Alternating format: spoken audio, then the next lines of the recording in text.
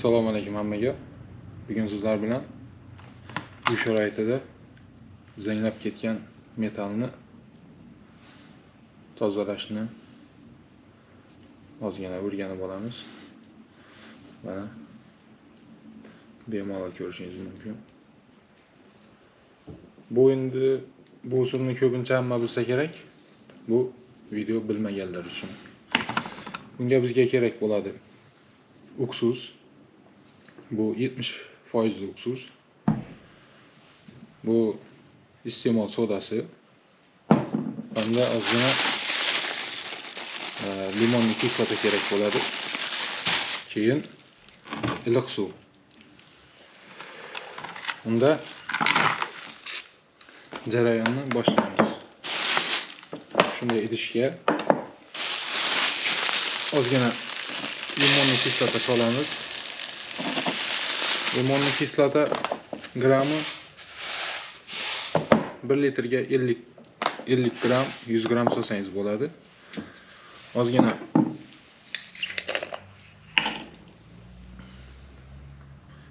iste'mol sodasidan qo'shamiz. 2 qoshiq. Keyin iliq suv qo'shamiz.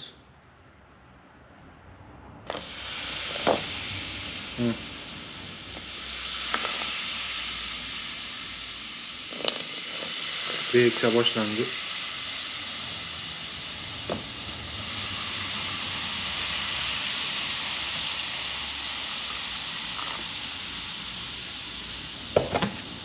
Unga keyin ozgina uksus solamiz.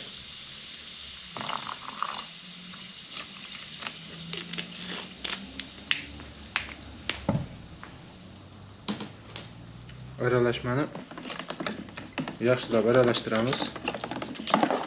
Limonli kislota bilan iste'mol sodasi yaxshi erishi uchun ozgina kamroq bo'ldi. Limonli kislotadan yana ozgina solamiz.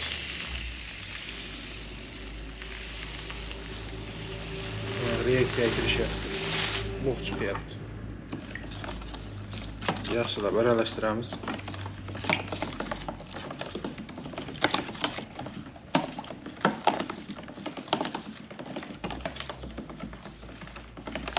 Ko'proq zanglagan narsani tozalash uchun kattaroq idishga shu tarzda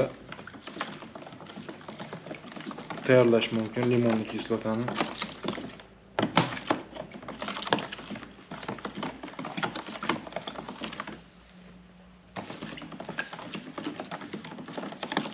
Yaxshilab aralashtirib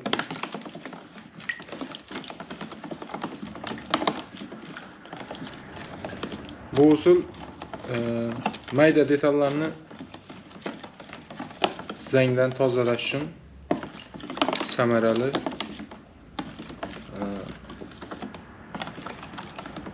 Hozir juda samarasi kuchli bo'ladi buni.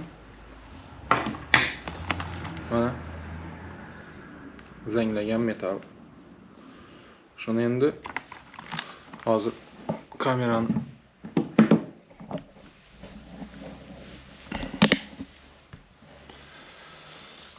buni endi shu narsaga qo'yamiz. Mana reaksiya boshlandi. Bu qo'lingizga tegsa ham hech qanday ziyon yo'q. Bunga suv kam bo'libdi, ozgina suv solamiz.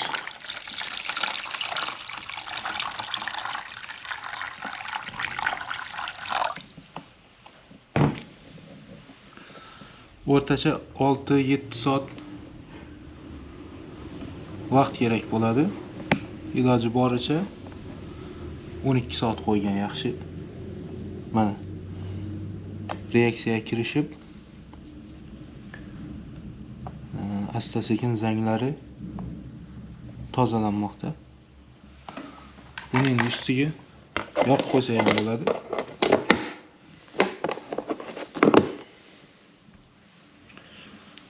Endi hozir sizlarda 1 sekund o'tadi, menda 5-6 soat vaqt o'tadi. Davomini keyin sizlarga ko'rsataman. Kanalga obuna bo'lib qo'yishni unutmang.